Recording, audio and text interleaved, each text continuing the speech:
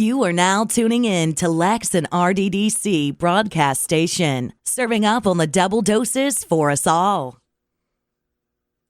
Welcome back, everyone, to the Real Double Dose channel. This is your host, Lex, coming to you straight from the heart where the talk is real and the vibe is always live. We're happy and excited to have you on here once again because here, serving a slice of everyday life is what RDDC is all about. For any show requests, feedback, or anything under the sun that you can think of, get a hold of us, like we always say, at Real Double Dose Channel at yandex.com. That's YANDEX.com, and as well as realdoubledosechannel.blogspot.com. You can find the insights, so much more, as well as all the pages to our wonderful guests and a guest expert there, and the About Me section with all the links and the travel, vacations, and gift card giveaways that most of you have claimed and some of you still have to get as well. But remember, if you are not already, you can tune in to us at Stitcher, TuneIn, Spreaker.com, Blueberry.com, as well as Spotify, iHeart, iTunes, SoundCloud, and so much more. You can find those links at the Blogspot and SoundCloud page. But without any delay, I know you've all been excited about this, and so are we. We're excited to have Mr. Elliott Katz here with us. And Elliott Katz is the author of 7 nonfiction books, has done many media interviews, and speaks about the insights in this book to groups of men and women. After the end of a relationship, he set out to learn what it means to be a man in a relationship. Trendy ideas said little to him. So, he found powerful wisdom in the timeless lessons that fathers and other older male role models use to teach younger men. In this book, he shares his wisdom and this wisdom, and we can't wait for him to spill the tea. So, how are you doing, Elliott? Thank you for coming on. Good. Great to be here, Lex. Yes. So, can you give us a double, triple dose of this inspiration you have sparked the world with? Well, it all started, I was married. You know, what led me to write this book is what leads a lot of people to write these kinds of books. I was married. It was my own journey. I was married. I got divorced. And like a lot of people, at first I blamed the other person. Then I came to the point of asking myself, what do I have to learn from all this? I don't want to go through this again. And I really set out to, didn't know where to start. I started listening to other men. The more I listened to other men, the more it seemed we're all confused. You know, especially these days that we're hearing about toxic masculinity and men are abusive and controlling, and all these men I met, they weren't toxic. They were decent people who wanted to be good husbands and good fathers and good boyfriends, and they're just so confused by all these messages that they heard, they really didn't know what to do. And then, I read books, and like you said in the intro, these trendy ideas didn't really answer my questions. And then I turned to really the writings and teachings that have been written over the centuries by fathers and other men, like advice to younger men of what it means to be a man. And what blew me away was that what I learned coincided with what I heard women complain is lacking in men today. They don't show leadership, they don't make decisions, and they don't take responsibility. There seems to be this giant disconnect. So all these men who are confused, they don't want to be controlling, so they think, well, I'll just step back and whatever my wife tells me to do, I'll do, and then she should be happy. And then but she's not happy. She's so frustrated. And a lot of men end up divorced, and they can't think, well, I was such a good guy. I worked hard, and I just did whatever my wife told me. I'd come home and do whatever she told me to do, and she was so unhappy. We can't understand why. And it's really about, when I say about showing leadership, it's about showing your share of leadership. It's not about being controlling, or not being a tyrant. It's like knowing what's going on in your home, seeing problems, stepping forward. It's like, hey, in the past I might have asked my wife, what should I do? But now, no, maybe I should come up with a solution and not leave that burden, that responsibility on her. It's really that's what a man should do. Absolutely. But, I say, sometimes you might want to ask your wife for input, or other times you might think, well, she just wants me to handle this myself. And the fascinating thing for me in this journey was, it wasn't just me and my friends. I wrote this book. It's been translated to 24 languages around the world, in Europe, Asia, Latin America, Africa, all these places where you think men are so macho. They're in Brazil, where you think all men are macho. It's a big seller there. It's been a really an eye-opening experience for me. It's this is really what men have needed to be taught, and this is what they were taught for generations by fathers and other male role models. But it seems to be a lost generation. Men hear this stuff. Oh, develop your feminine side, express your feelings. Yeah, I tell them it's okay to express your feelings sometimes. But if you come home every day crying, it's not. Your wife's not going to be happy. She wants you to be the tower of strength that she can look up to. All those old-fashioned ideas, really, hey, we really want a man who's a man, not a tyrant, but some someone we can look up to, a rock that we can lean on. My mind was going deep into this because I just had a conversation. I'll just say my wonderful one. He had given me a lecture, and he was my good friend, and he would hope to have some kind of future there, but. At the end of the day, I'm not going to put it that way for wrongdoings, but he was telling me and saying, Lex, well, pretty much I don't want the encouragement. I just need you to hear me chew out and moan. I don't want to hear anything counterintuitive to me wanting to just complain to you because you're the only person I have to complain to. And I was thinking to myself, if you really think that I want to deal with this as far as prolonging something going down the line where I just have to be a beating pillow and just hear you talk about the things that you can change, it kind of got to my whole frustration on that level. And that's the truth too. Like a lot of people say, well, a man doesn't know how to come out and be who he is. So how does a man, you being a man, how does a man even navigate that whole system itself from being a man? Like the traits of it and the choreographic of a man itself. It's a very good question. And really what the reason he doesn't know how to choreograph being a man is because he's really confused and he's heard all these things and no one's ever told him, say, you know what, we'll really want a man who takes responsibility for what's going on, steps forward, just step back when there's a problem and ask his wife what to do or his girlfriend what to do or wait for them to handle a situation and think, well, I'm showing I'm this nice, non-controlling guy. Like so many times when I talk to men in groups or, they would correspond with me, and I tell them, they say, you've got to show your share of leadership. They say, no one's ever told me this before. So many men, they weren't taught what it means to be a man. It's really, I feel the same way. And then I thought, well, I must be the only one. But here it is all over the world. Men are saying, yeah, this is what I'm supposed to be. No one's ever said this to me. How come no one ever told me this? Here I am, married and divorced, and how come no one ever said to me, this is what you need to be a man? Like, not a controlling tyrant, but not just someone who comes home and from work and then asks your wife, what should I do? I'll just do whatever you tell me to do, and sort of oblivious to what's going on and leaving every problem to, because he figures, well, his wife knows better how to solve every problem with the kid. It's like, hey, it's like you think you're being a nice, non-controlling guy. To the woman, you're putting this burden of all these responsibilities on her, and she resents it. One woman said to me, if I always have to tell a man what to do, it makes me feel like he is a child and I am his mother. And I don't want to be his mother. I agree with that. I agree completely with that. Not to sound against it, but I understand that it's always that we're the naggers. We complain. We're controlling. And it's like, well, how can we not come off as controlling when we're always put in the position to be in control? And I think, some people have it. Like I've seen a lot of gentlemen out there will call aggression they call physical violence being in control. Some call it just verbal, hey, this is me, man, you woman, you do this and I do that. And I'm like, wow, I don't think it's supposed to be a balance there somewhere. Right, yeah. Right, exactly. No, you're absolutely right. It's just that, men are all confused about, what are we supposed to be? So they don't want to be controlled, but then it's exactly what you say. You're nagging me, well, except he doesn't step forward and actually do anything on his own. He waits to be... It's like, why doesn't he just step forward and say, I'm in charge of this and this and this, I'll take care of it. You don't have to worry about it. And instead he has to be, nagged and constantly badgered, you got to do this, you got to do that. I always just wonder why I used to hear women complain, I have to remind my husband to take out the garbage. And I always wonder, why, what's the issue here? And I realize it's because it's like he's being oblivious to what needs to be done in the home. It's not the woman's job to tell him everything to do. Yeah. It's his job to be aware of what needs to be done and say, okay, I'm doing this. On Tuesday, I'm doing that. I'm taking... just do it. Yeah, that's true. Don't wait to be told. It's because when you have to be told all the time, really, it's like she's your mother and you're the child, and she doesn't want that. No. She really doesn't want that.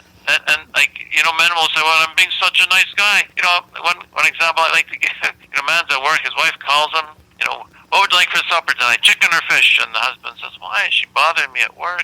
Whatever you make will be good. And he doesn't understand. She asked him because she wants his input. Just make a decision. Another example, I've heard this so many times I couldn't count. A single woman, a man asks her out, and she says yes, and then he has no plan. It's like, what do you have in mind? Oh, I don't know. Yeah, I've heard that so many times. Like they just sat there twiddling their thumbs the whole night. Yeah, but that's like, if you can't even plan where to go for a cup of coffee, how are you going to handle the real problems and challenges that happen in a family? That's how she looks at you, and you think, oh, I'm showing her I'm this nice guy, I'm not controlling. I'll let her decide. Well, but show that you can make it. It's not that matter of forcing it on her, but at least be a man with a plan. That's the way one woman said it to me. Be a man with a plan.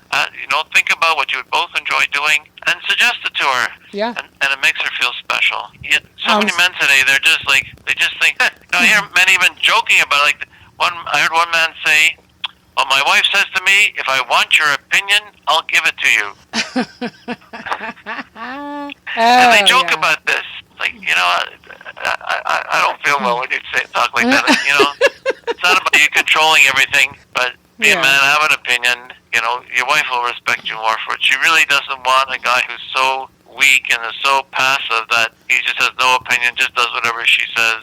It's almost like demasculinity. And I was telling them too, like some can be, I've seen a lot of my past friendships and some present to where the woman completely just disregards any kind of thing that he has to say. And she is very overpowering, overbearing. And I told him it doesn't mean to the point of, him speaking up, saying that. But I feel as though, in my perception of what I've gotten gathered from over the years, a man should be able to, like you said, be able to think on his feet and say, well, let me think of 5 different things to do on this date, just in case she doesn't have a thought form that she wants to throw in there. Or let me think of what could go good with that chicken she wants to make tonight and just say, hey, why don't you add some pasta? Or being able to do the things and protect the home and protect the nurturing of that family, but still be able to sit down and have a bowl of ice cream and just cuddle while you talk about the things that are on your mind and what bother you. And then I feel, like from my past experience, I always thought it was the Aries kind of thing. Then I'm like, no, I don't read the stars, but at the same time, I am a star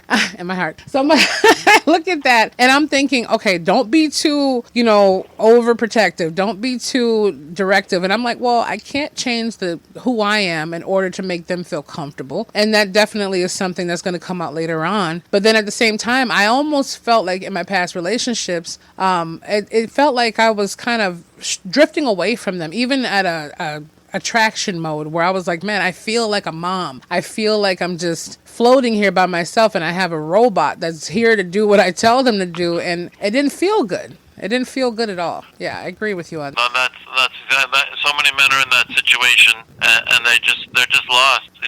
I coach a lot of men. I coach men who are divorced, and like I said, like this. No one ever told me this before. They look at me puzzled, like, and the women will say, yeah, and I say, go ask your wife, or if they're still married, go ask your wife if this is what she wants. And he'll be so surprised that, yeah, I want you to make some of the decisions, not every single one, but not just waiting for her to tell him what to do. It's very frustrating. It's like, you really feel like, hey, you're supposed to be the man here. Like, step forward and take charge. Do your share of taking charge and take responsibility. And the other very important message I have is, part of taking responsibility is don't blame your wife.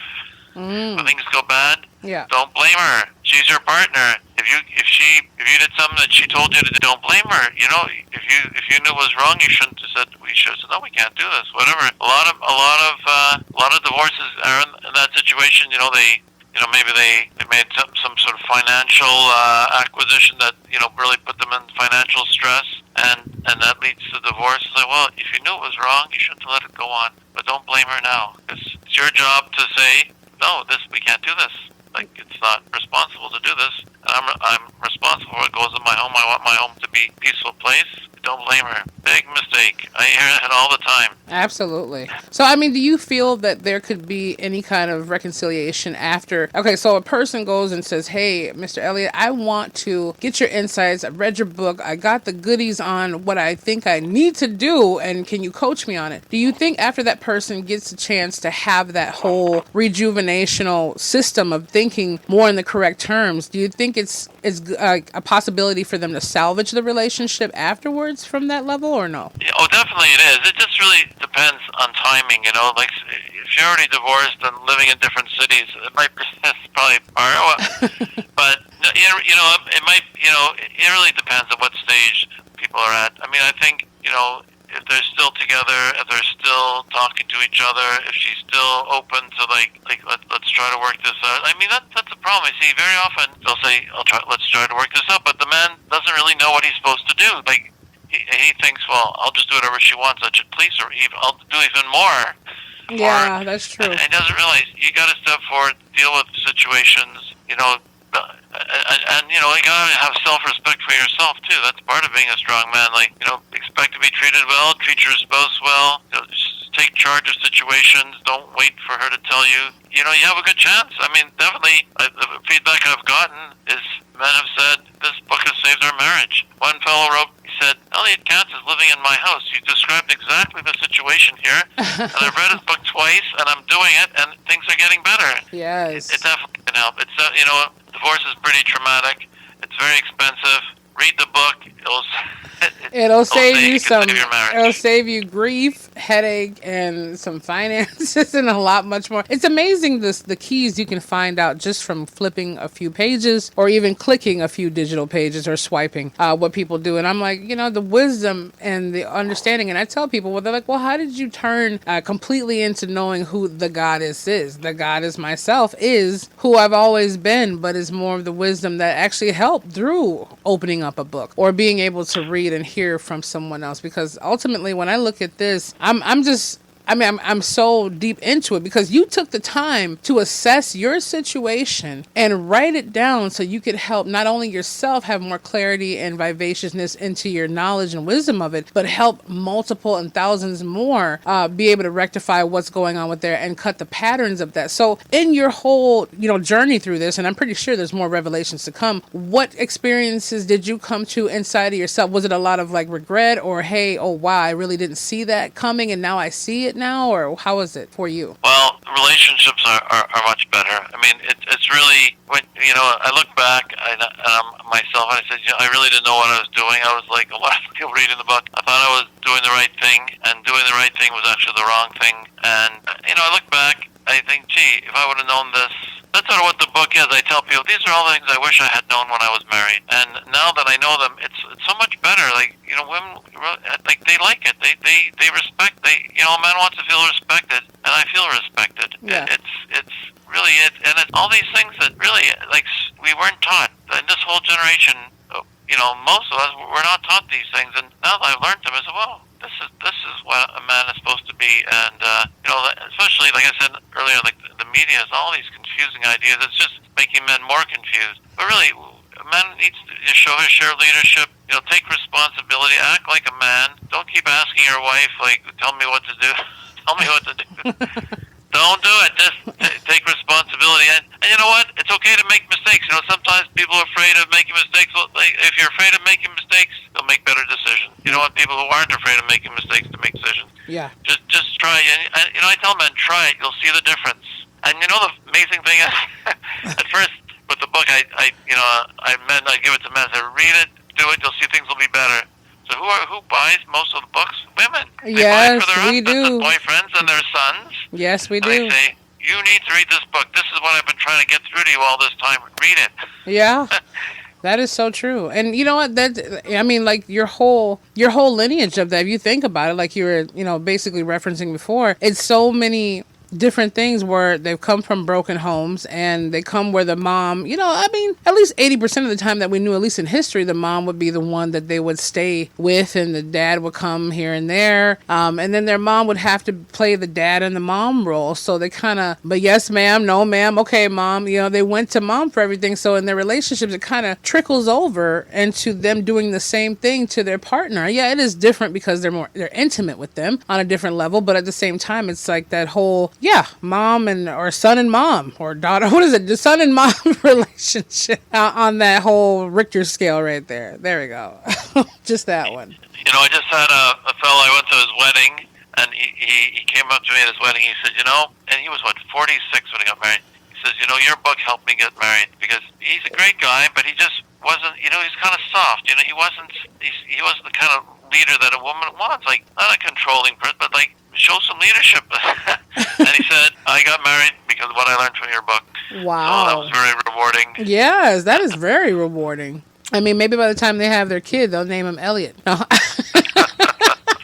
That's not a bad idea. I mean, some people do that to their doctors and so forth. But I mean, if you help the marriage, at least give a middle name in there. The Mr. E or something. I'll tell him.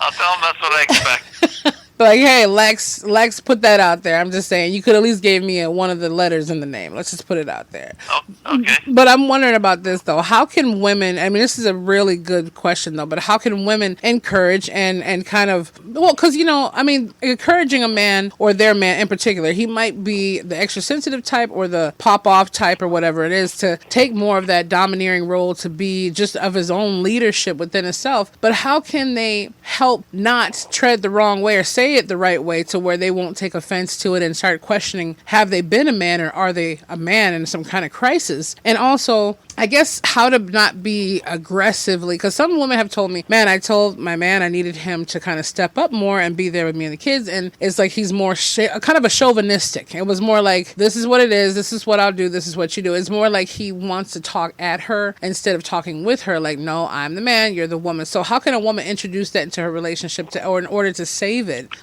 as well as far as the first conversation goes if they read the book? Right. So, that's a good point. And it's more, if you just say, I want one of those overall instructions, like, I want you to step up more as a man, I think you need to deal with sort of specific situations and sort of build them up. So, like making a decision. If the man says, where do you want to go for coffee? What do you want to do about this? What do you want to do about that? Just say, you decide. I like it when you decide. And, like, encourage it. Give it a positive way. That sounds good. And he may decide something differently than you expected, but, like, unless it's dangerous, just go along with him and say, and then praise him. That was a good decision. You got sort of like you're nurturing a small tree, right? And if you ask him to handle a situation, and he says, well, what should I do? Because that's what men will say. To say, I don't really know. Like, do some research. Check the internet. Speak to someone who's an expert. That's what I do when I'm trying to deal with the situation with our kids. So, just like step by step, give him those positive experiences, those positive reinforcements, and tell him you appreciate him for dealing with the situation. Because some men will say to me, I tried to show leadership. I tried to do this, so she just like shut me down. She was so critical. She was against everything I tried to do. So so try to avoid doing that. Just say, less when he wants to do his damaging. Just say, hey, okay, let's do it. You want to do it that way? Let's do it that way. I had men say to me, well, I could lead if my wife would let me. And I said, well, that's not how it works. You have to be a leader, but you got to step forward and do it. And she's got to feel like, hey, I want to follow his leadership because he's a good leader. So you have to work on yourself. I tell men that you got to work on yourself. But when a woman's giving him positive reinforcement, that definitely will move him forward and get him to be the kind of man you want. That is true. A man you can respect.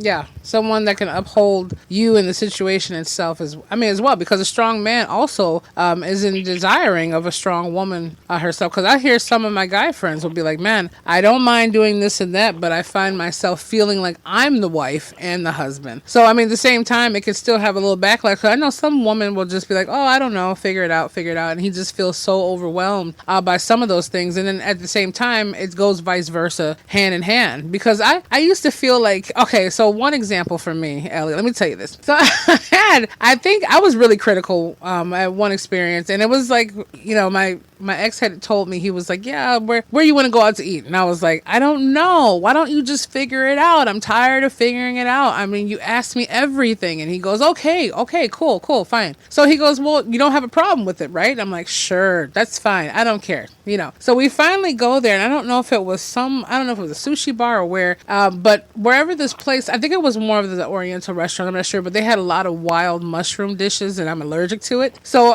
he sat there and he ordered, he tried so hard, but he ordered like 3 items that had wild mushrooms in them, and I was looking at him, and I kind of was like, really? Like the place you pick out was somewhere that I can't even eat anything, and I think it shot his morale down. But after a while, I did try to kind of pick him back up. So RDC families and those who are new tuning in, I just want to say that, just try to subside from that, like Elliott was saying, because even though you still could order something else and just say, oh, I wasn't, feeling that. I guess I looked at it more like, oh, he doesn't doesn't even know me after all these years to know that I'm still allergic to, wild mushrooms. But I didn't look at the fact that he felt proud of himself for picking out a place and getting us a nice table and sitting down. So just the little minute things that I didn't embrace at the moment, I see the opening of that now, the clarity of, okay, give him some encouragement to say, man, hey, I'm glad you picked this restaurant out, or I'm glad you decided to go, take us out here, because people get excited from saying, oh, my boyfriend's going to cook dinner tonight. I'm so excited. And now that I'm on here in this interview with you, I'm thinking, man, that's why they're so excited, because most of the time they say, I don't know. He wants me to figure out everything. So when they do have him make a surprise dinner, it's like Christmas, like, whoa, well, I don't know what to expect. I'm excited. I mean, but unfortunately, they only say it happens once a year. Right. I mean, that's,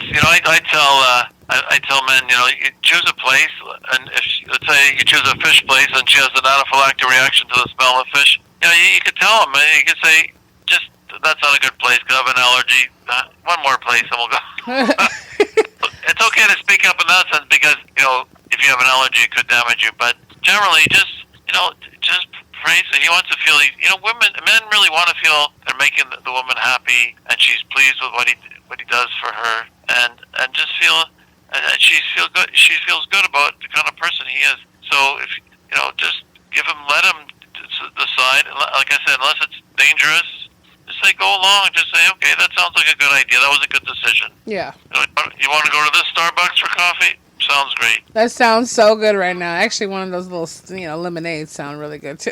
Just throwing that out there real quick. But how is your, what is your idea, or as for your, how the perception of how you do see, or how media puts it out there for the sitcoms and the TV shows, and so what is that ideology behind that? It's very sad. When you think about it, back in the 1950s, we had a show called Father Knows Best, which was very idyllic and unrealistic, but the father came home. He wasn't oblivious to what's going on. He saw problems that could benefit from his leadership, and he stepped forward and he solved them. I mean, it's all very idyllic and unrealistic, but there was a really positive message that that's the father's job. Know what's going on in your home and step forward and, if a situation can benefit from your leadership, help resolve it.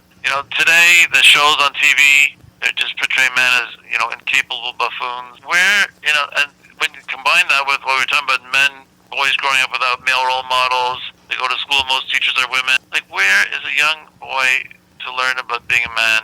Really, that's what a young boy looks to a father or other men to say, I'm watching you because I want to learn about being a man. I'm listening to what you say because I want to learn how a man talks to other people. I want to learn how a man talks to a woman, or how a man talks to his wife. He's learning from that, watching his father. So it's really been so lost today. And it's not just for sons, it's for daughters too, because daughters often look to their fathers as a role model of what a man should be. Yeah. A man puts a kind of daughter, the kind of husband his daughter will choose by being that kind of man. And it really forces the man to say, hey, I got to clean up my act. I got to be a role model and think about whatever I do. I got to think about it being the proper example for my daughter and for my son. So it's a big responsibility. But that's our job. And so many boys and girls have grown up without that influence. It's very sad today. Yeah. Based on that, though, like you were saying, women are more prone to going to relationships that aren't probably the healthiest for them because they've seen different things while they're growing up, like the traits of their dad and the habits of him in the relationship with their parents. I've heard that a lot. The father is an unhealthy role model, and then the daughter ends up with a man just like her father, with the same negative traits. It's very sad. And then there's the other part where a lot of daughters grow up without fathers at all, and they hunger for a father. And they'll choose a man who's like a father to them. They're trying to replace that father. They call it daddy issues. That woman has daddy issues. She's still trying to resolve things with her father who disappeared when she was a child. Very sad. Very sad. It's very sad.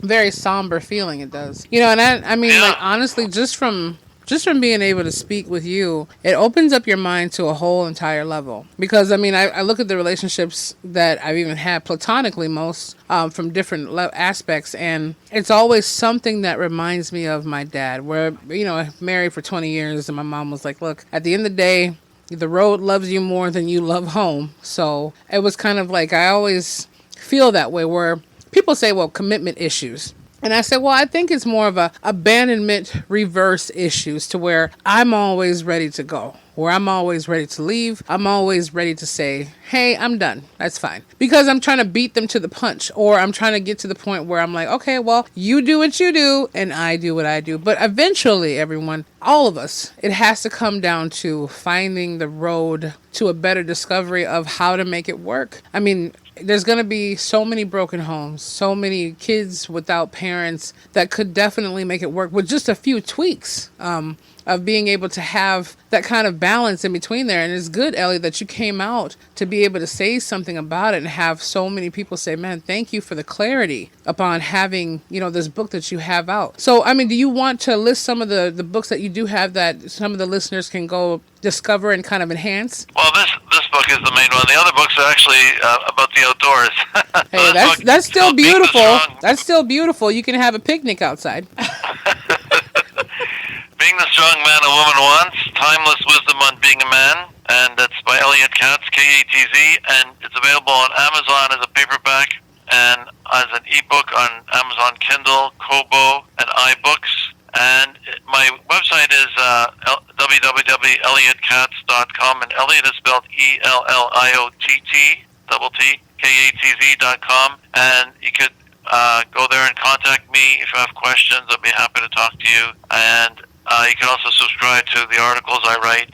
And I really welcome hearing comments from people because, I think, like I said at the right beginning, there's so much that people don't know.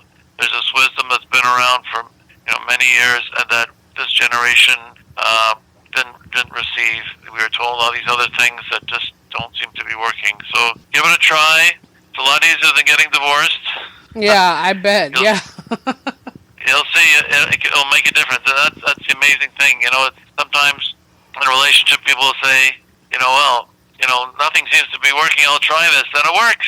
So try it. You'll see. And, you can look on Amazon at the comments. People say how this book really helped their relationship, how it improved their marriage. Yeah, absolutely. I mean, you improved my clarity just now. And for all those who is just even having the slightest kind of shift. I know some of you will be downloading this, by the time it airs and having MP3s in your car. Some of you say you hear it 17 times before you actually feel that power inside of you to make a momentum. But at the end of the day, that one out of all the statistics and all the analytics you can see, there's one of you, there could be more, that is going to take initiative and make that step forward. And whatever it is, you're still going to spread that around. And we just hope that it helps enhance everything that you have out there, because we at RDC, or at least Tony and Angela, Shyla and I, or Shyla, I call her Sheila, but we definitely like finding out this insight and getting so much more. And I'm thankful that Mr. Elliott Katz came on here to share his insights. And if you have anything else that you want to ever bring on the show and just update us with as far as what's going to be out there, please let us know, Mr. Elliott. We will get that out there as soon as can. But we want to thank you for being on this show. And again, I'm just going to repeat this. That's www.elliottKatz.com. That's ELLIOTTKATZ.com, as well as having that. We're going to have Mr. Elliott's information and his whole posting on a dedicated page at realdoubledosechannel.blogspot.com, where you can go always check those out. Don't be shy to go on there. No one's going to know if you order the book and you have problems with your relationship. Hashtag, we all have problems in a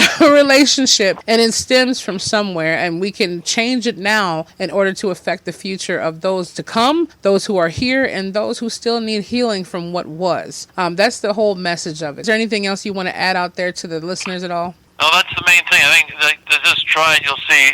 Like I said, a lot of people may feel uncomfortable with these ideas because they haven't never heard them before, but do it. You'll see. If you feel uncomfortable, it's a good sign. It's on the road to change and having a happier, better marriage and relationship. You'll see it will work.